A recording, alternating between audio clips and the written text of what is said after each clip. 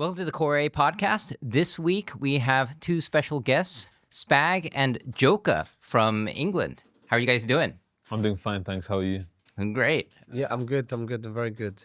Joka, can you make sure that you don't go too much into like your persona of like being too professional? Because it makes me uncomfortable. Just for Gerald, I'll be honest and unfiltered. Okay, all right. Are you sure about that? Positive. Okay, because Let's talk when about it's anything you recorded, want. it's going to go out and everyone's We going to can hear talk it. about anything you want. You don't have to edit anything out. So basically, you're telling me you don't care about your career or anything like that? Just a bit. Just a little bit? Okay. All right.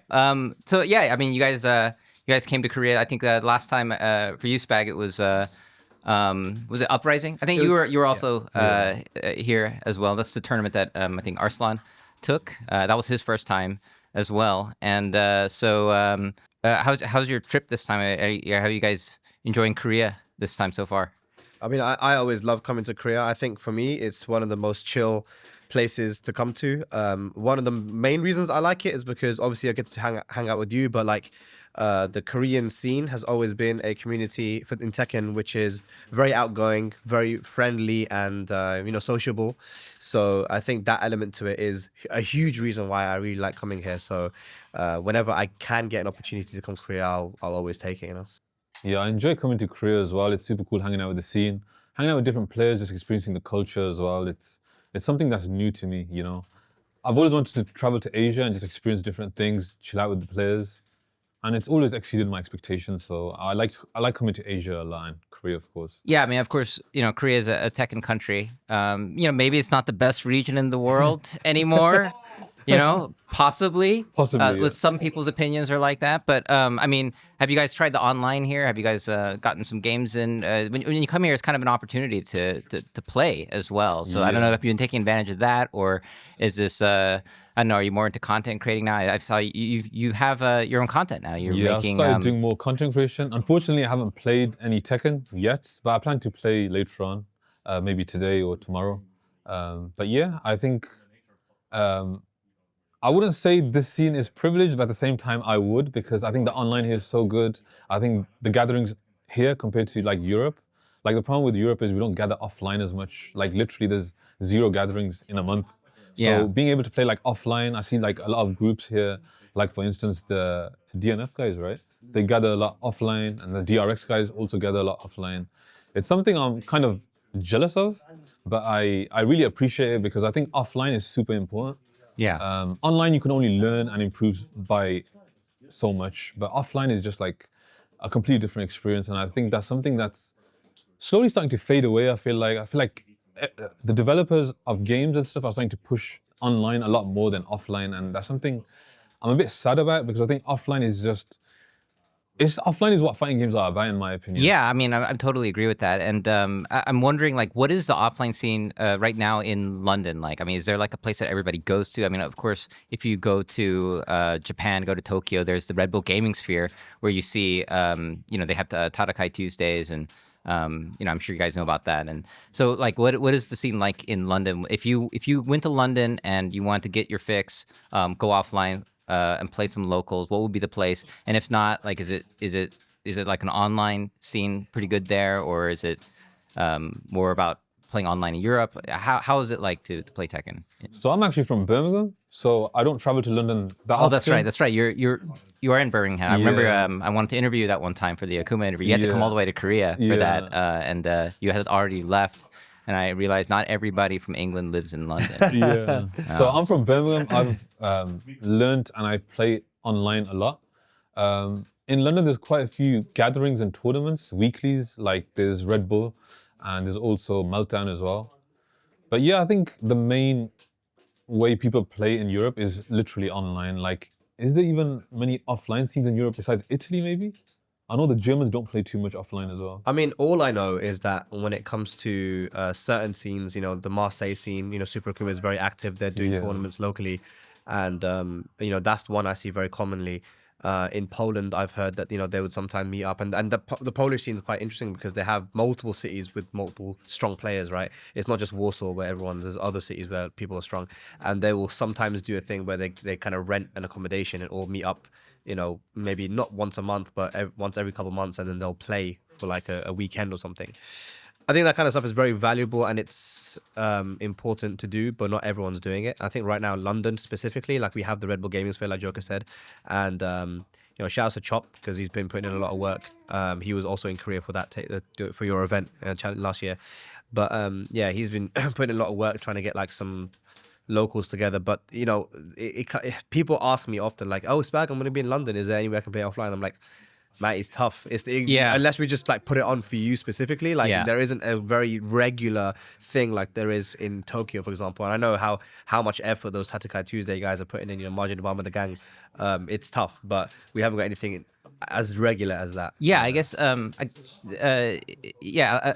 To your point about like online's or offline's being a different experience than online. I mean, it is kind of a sad thing that this is disappearing like this, right? We've seen like arcades dying, even in Japan. It's the last place where like arcades are still very very vibrant and have scenes. But I guess now to have an offline thing, it's very rare and difficult to come across. There are still offline tournaments. Obviously, there's like Evo Japan, there's the Combo Breakers, the CEOs, and stuff like that. But I don't know. It's the idea of everything going online. Like online is kind of in fighting games. You have like I mean, lag is a big thing, right? Yeah. Playing lag, even if you play in even if you play in a region like Korea where the lag is very minimal and you can get good matches, it's something about not seeing people face to face. Yeah. And it impairs learning as well, because like when you're playing with people face to face, you can talk to each other about the match and like what they're doing, and you can make each other improve and get good. And I guess it seems like now that stuff might be disappearing, right? And I guess it makes it more valuable that when you go to a tournament, that you meet up with everyone and you have these kind of gatherings and things like that. And that kind of brings me to this recent tournament that just happened, Pakistan versus Korea, right? And this event is huge because this is the first time that so many Pakistani players came to Korea to play against Korean players offline.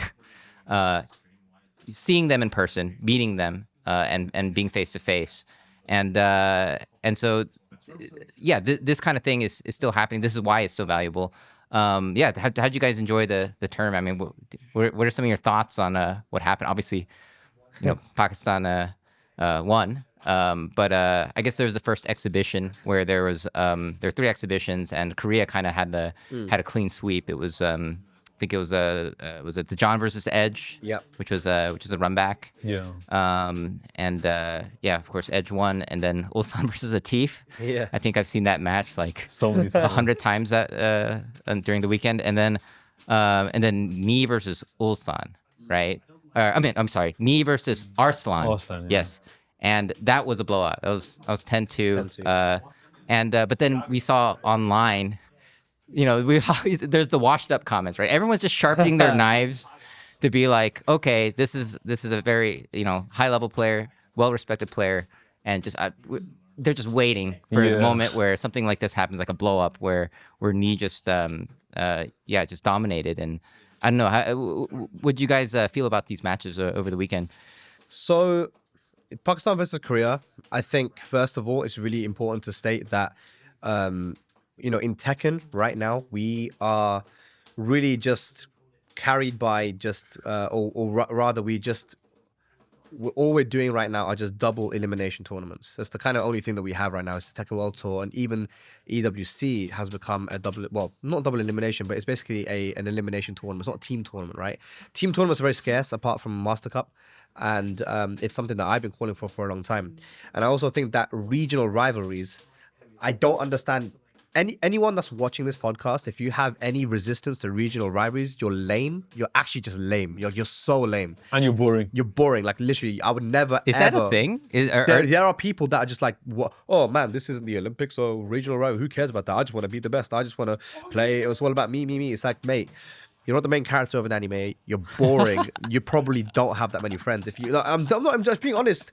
Like, so the thing is that before NA versus EU, and I have to talk about this because we have to set it up, there wasn't really a big rivalry between NA and EU. But I was always trying to do it because I've always been interested in regional rivalries ever since Tag 2. And I remember I tried to start it back then, but I mean, nobody knew European players and no one was even interested in America. But then people like this guy start playing and other people in Europe and they start winning, right? And it's like, okay, this is a good opportunity for me to now start to get under their skin. And then obviously we started talking. The European lads got together. We're like, okay, we can instigate this, man. We can get these guys to get angry. And we did. We got them very angry. We got them very willing to do this exhibition. And then it got like, we did it at Combo Breaker. I hit up Rick and I said, hey, Rick, I want to do this. And we have a lot of people going to Combo Breaker. Initially, it was like me, Joker, Gosain, and Kira, Fergus. Like we kind of... Around like 20 Europeans, I think. But no, it was originally just our group, and then I guess because we were going, a lot of people was like, okay, well, they're going, I'm going to go too. And plus, Combo Breaker has a really good reputation as a very strong FGC tournament that allows you to get as many games as possible, right? Yes. Rick's always been like very good with kind of making sure that people get as many games as possible. And so we got like 30 Europeans actually from all around Europe, especially West Europe.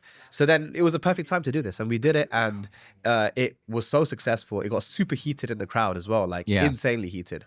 And it was just fun. And then, even afterwards, I spoke a lot of shit, and Oh, that was so great. Yeah, I mean, it was, I turned heel because I'm very professional on commentary. I'm very like, ladies and gents, welcome, blah, blah, blah. Take a world tour. Oh, that was a great punish. Okay, thanks. See you next time. But when my real personality is, can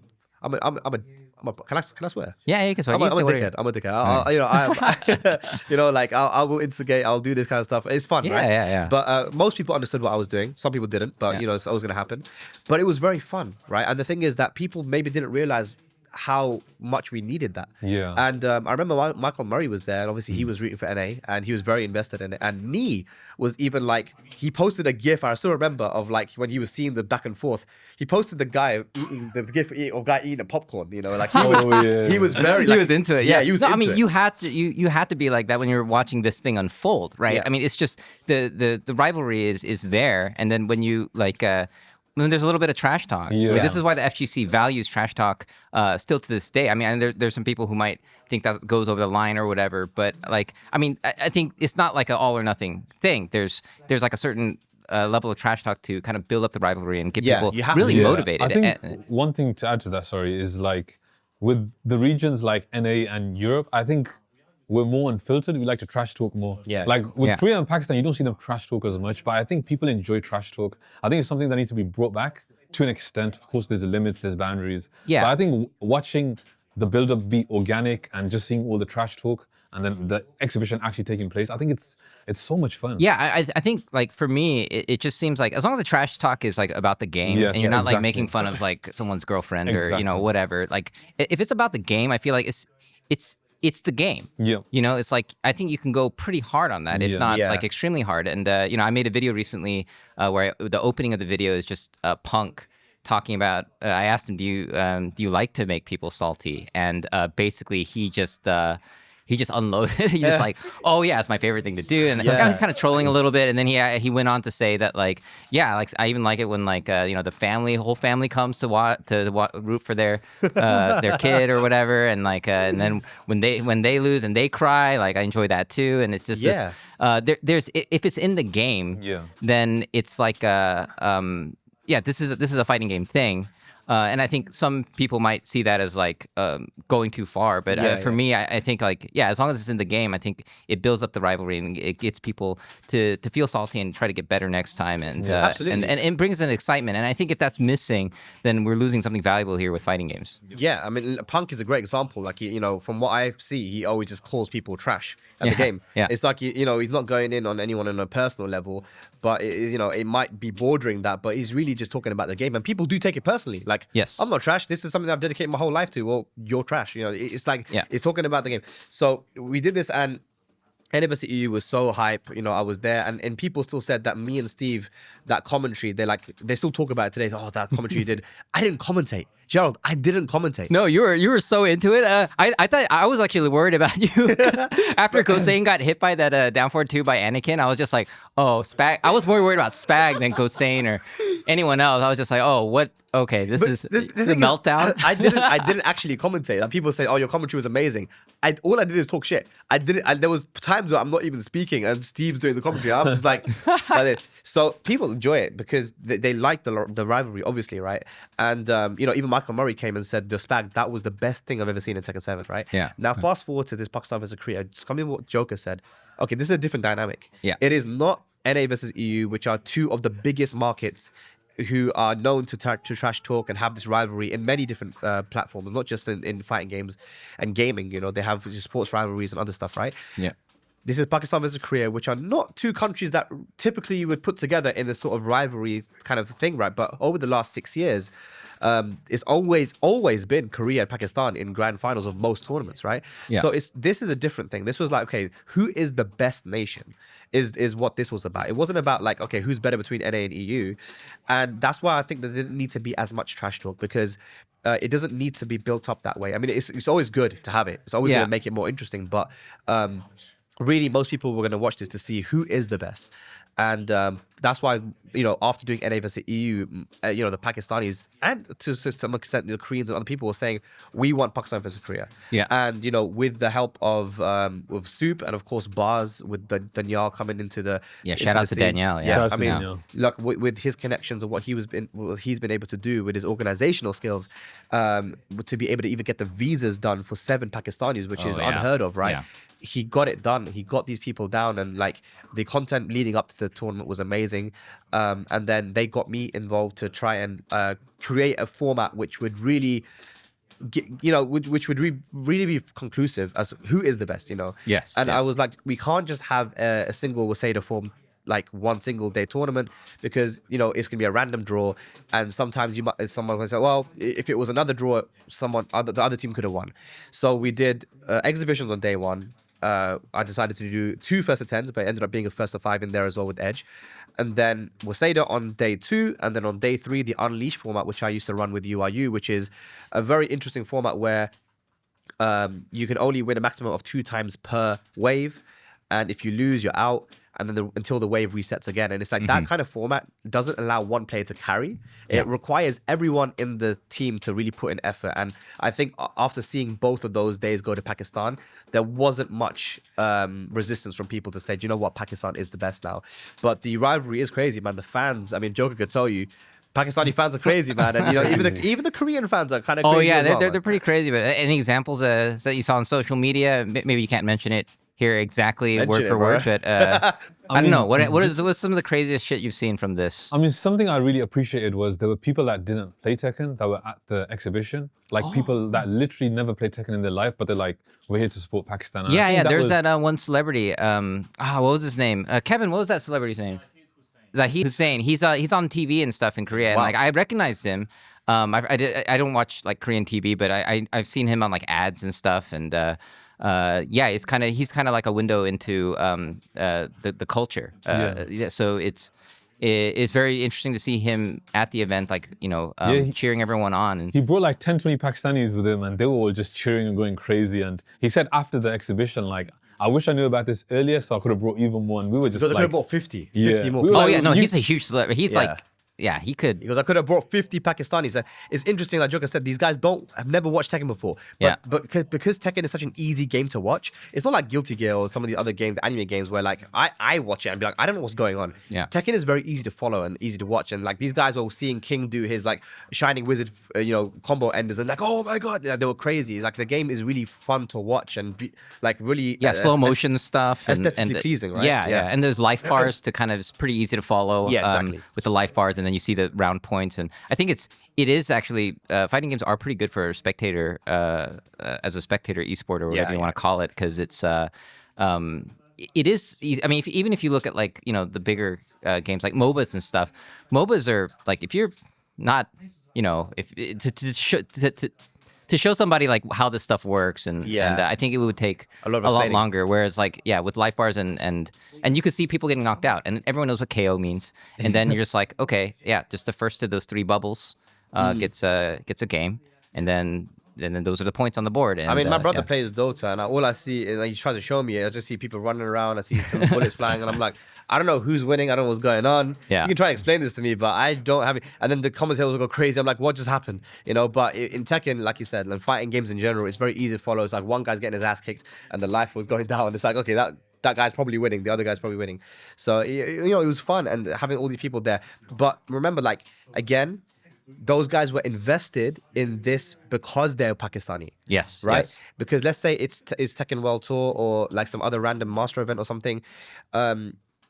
Like Joker could tell you, right? For example, the European Cup, which happened recently, right? I was Yeah. commentating there with the lads. Steve was there as well, but Joker was the UK representative alongside Gosane. But it was him versus Nino in grand finals. Okay. It was technically Germany versus UK. Yeah. But really what it is Joker versus Nino. It's not UK versus Germany, Yeah. right? No one saw it as UK versus Germany. Sure. Yeah. But this was specifically a team tournament, which was Pakistan versus Korea. And, you know, the Pakistanis are invested because they have national pride. Yes. So they are invested in this. Look, I would be invested in a golf tournament. You know, I don't watch golf, but Sure, if yeah. it was NA versus EU, I'm watching that. Yeah. You know, football, I don't watch a lot of football nowadays. And I was talking to Joke about this. Yes. You're watching football, right? If it's England, like England are playing the World Cup. Yeah. But we're not watching it otherwise.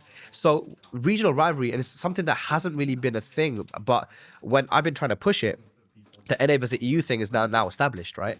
And it has been for a few years. Pakistan versus Korea obviously is very established now. Yeah. But we've seen the evidence. The viewership was crazy for this. You know, the hype was crazy. There are people saying that this has brought back the love of Tekken for them, you know, because they were having a tough time getting used to Tekken 8 in season 1. And they're like, this was the best thing that happened in Tekken 8. You know, and it's the same thing they said in Tekken 7 when NA versus EU happened. Regional rivalries are important. Yeah. They're very important. And anyone that says they're not, you're boring. You're boring. No, I agree. This is this was such an awesome event to see this because like at the same time, I mean, we've seen the Pakistani scene emerging in Tekken for a while now. It's not like, you know, it just seems like yesterday was, you know, Arslan going to Evo Japan, having his, you know, like looking for sandwiches to eat while he was like stuck at the airport, and now it's the Pakistani scene has been more established.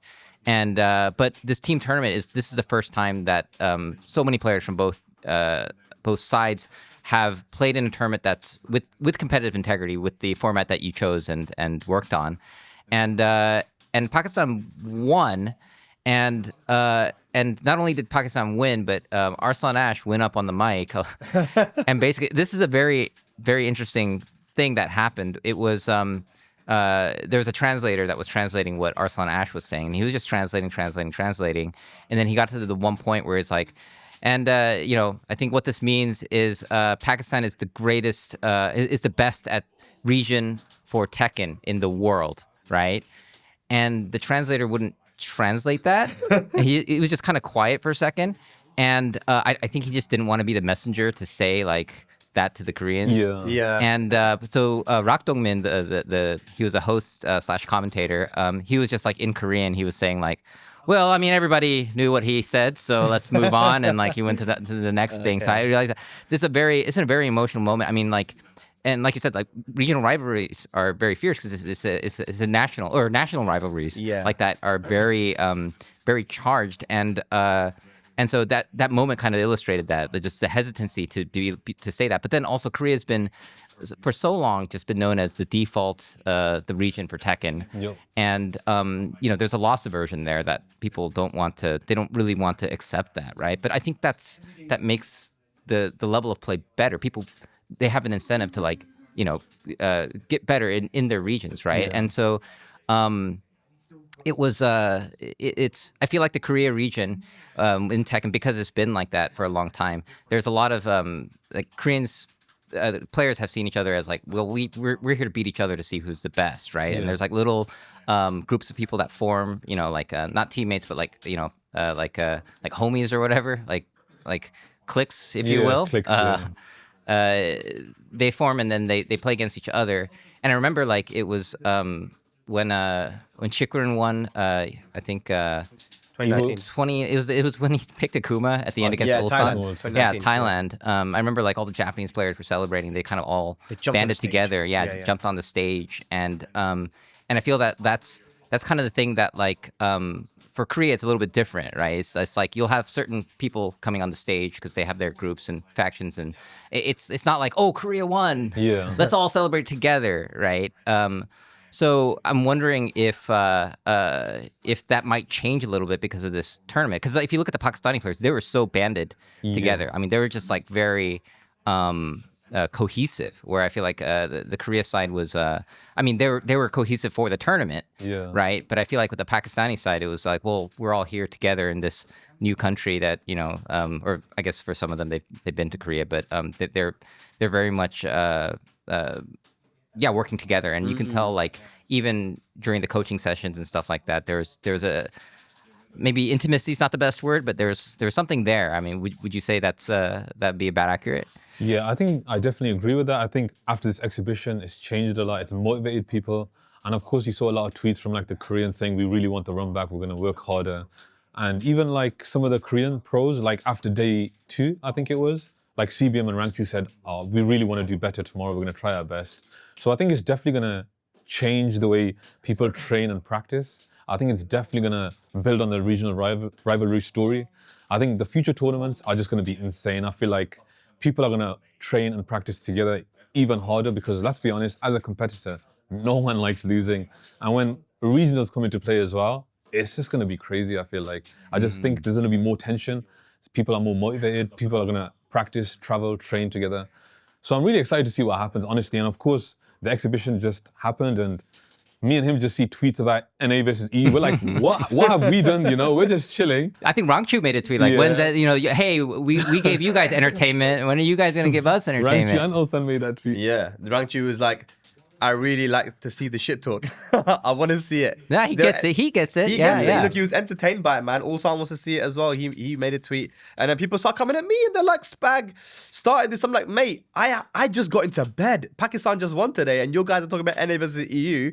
That's how much they like this regional rivalry stuff. This is They made that tweet on the same day as well. You know, same day they lost. They were like, you know what? Let's just start NA versus EU. Why not? Okay, I kind of want to talk a little bit about those two rivalries. It's a little bit different. We touched upon this a little bit earlier, but the NA EU rivalry is like it's pretty fierce. There's a lot of trash talk, and I remember it was Red Bull Golden Letters. We were just at the hotel lobby or grabbing a few drinks, and I was like, it was like Bloodhawk was there, and it was like Tasty Steve, but like I think you guys like really like. Went in on the American players, and but it's like this is like off camera, off the record kind of stuff, and but to have that come out into like an NA versus EU like an official tournament, like when you were not commentating, right? It's like that kind of stuff is pretty sick.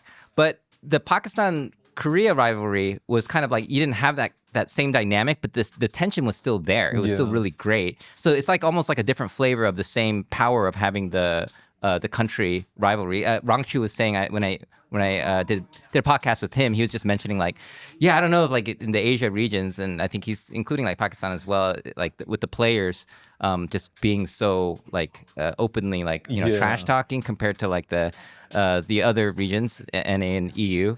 But he did say like. He did say it's pretty entertaining. Like, awesome. Like I said, Nee was posting the tweet of the guy eating the popcorn, the GIF. People enjoy it, and they might not indulge in it themselves, but they like the trash talk, man. And I feel like in regards to the trash talk, I feel like they haven't seen anything yet. I think this one's gonna be even more heated. I feel like I think there's gonna be more build up, and of course, the most important thing of these exhibitions and these regional rivalries is timing.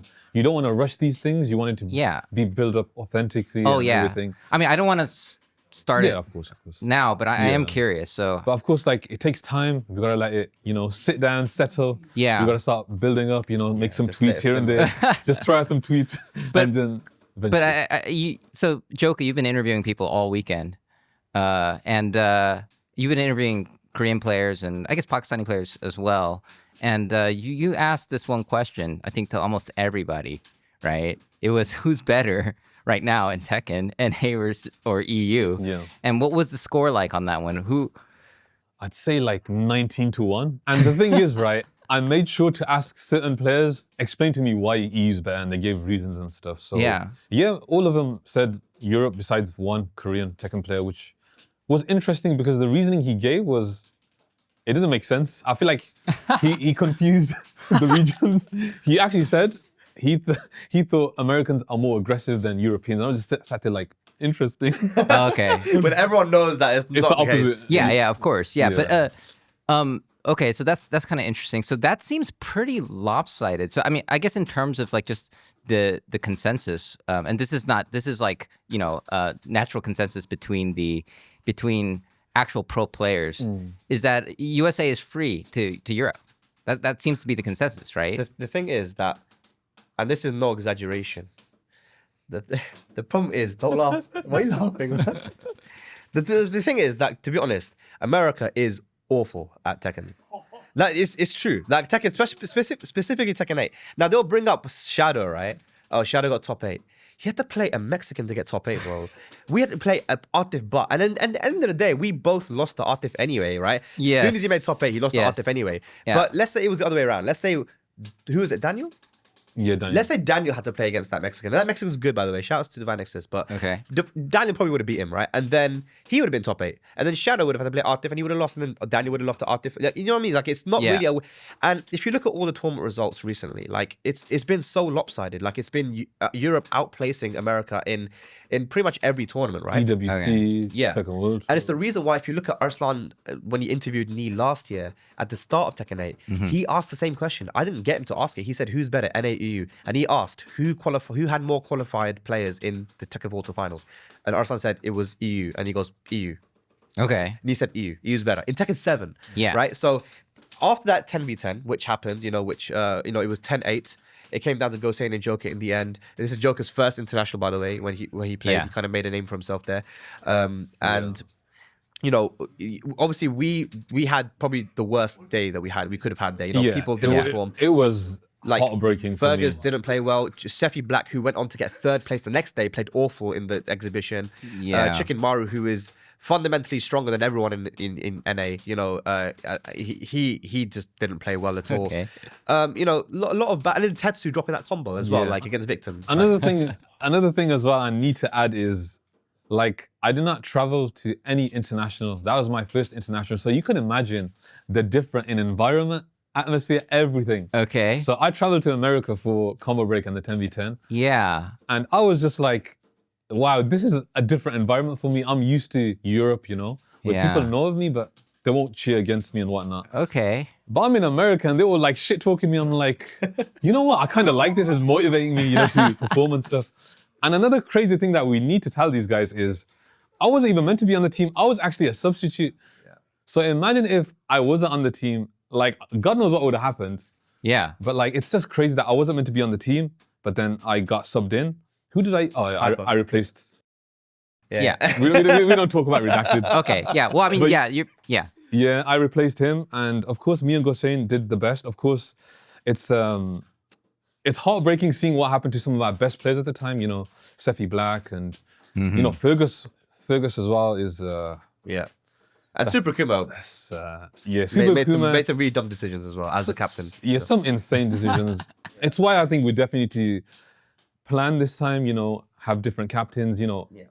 Strategize properly, because I feel like some people let the ego and emotions get the better of them. Yeah, as part of the And game, that's part of the game. And emotional control, The thing right? is, in a team exhibition or a rivalry, you can't let that happen, You got to work as a team. You got to communicate with one another, You got to make sacrifices as well. This is a team that was playing release Fakram Ram. They were getting lucky. They were just like, they got side walls like every time, against it. It's like, come on, man, you got mad lucky. We had the worst day, and it was still 10-8 in your own backyard. I Yeah. mean, that was, 10-8. and we've only improved, and they've only got worse. Yeah, okay. Now, if season 2 doesn't just buff the hell out of King and Jack, I mean, what are they going to actually do? Like, genuinely, Yeah, so I guess like the Pakistan Korea tournament was so recent, but just curious, like if this were to happen again, EU versus NA, I guess would it have to be on EU turf? You think? Perfect. You know what it is? It doesn't even have to be. I don't mind traveling to their region and beating them. Oh, okay. Like, literally, I'm so confident in my ability. Now, one thing I'll tell you as well, in Tekken World Tour, my main goal was Shadow's above me in the leaderboard, right? Yeah. So I said to myself, wherever Shadow goes, I go. I'm so Okay. confident against him, and I said to myself, wherever he goes, I go. Wow. Now, there was one person I did not want to play from all those top 20 players, Yeah. and it was the John. But I saw the Oh. John follow the Shadow, but I thought, you know what? I'm still going there. I don't care. I went there, I almost beat the John as well, but I beat Shadow. Okay. Like, for me, I'm so confident against all the Americans. I know how they play. I've never lost to Shadow. I have I have like a winning record against most of the Americans. Really? Okay. So Yeah. I mean, I guess if you were to make a list of players for the American side, I mean, you don't have to do a full list, but just off the top of your head, that the players that would have to be on the U.S. side, and the players that would have to be on the Europe side for it to make sense as like a definitive which region's better kind of players. Well, what players would they be for both sides? Maybe just a few For players. you- Honestly, say- for I'll start off with Europe. Like all we need is Tetsu, Dombili, Nino, and Jod. We'll send those guys up. Those four, I'm so confident they would just destroy all of America. Honestly, like I don't think the UK guys need to play. Yeah, maybe Gosen and Joko would just be watching in the back. We'll be watching, Yeah. cheering Okay. out, I'll be cheering doing out. some very, very nasty commentary as well. Yeah. I'm gonna be extra nasty this time. Okay. But, For yeah. America, like of course you have to give credit where it's due. You know, Shadow's been doing a lot. Yeah, he's a great player, great player. Joe Crush has been doing a lot. Yeah. King Ray Jr. as well. Yeah. But who else is it? Speed kicks, speed kicks. Speed Kicks, I guess. But he just talks on Twitter. He just talks. He just talks about all these theories and stuff. Yeah. He plays StarCraft also. Yeah, I start getting Why headaches. is he not living in Korea? I start getting headaches when I read his tweets, so I don't really count him as like a player. All right. But he'd be on the team though. He'd be- Yeah, they have players like Ty as well, who's really good. Fear of Silence, he's really good. Yeah. Joey, Anakin, of course. Yeah. So they have Cuddlecore. quite Cuddlecore, Jasandi. They have quite a few players. High Tone as well.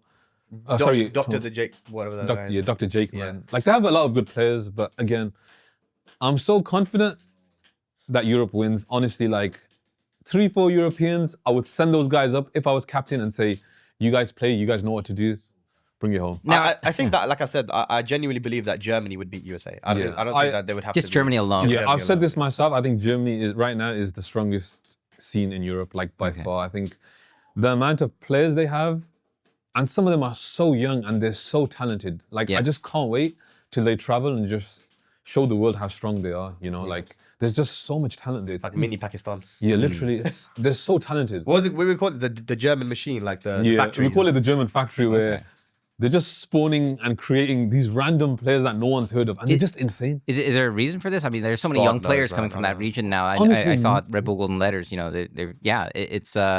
is there like a growing scene there that there's something happening or No idea. Honestly, something's probably in the air in Germany that's just spawning these players. Okay, That's well, crazy. Okay, that's really interesting. I'd love to see. I think a lot of people would love to see this, and it's interesting to see.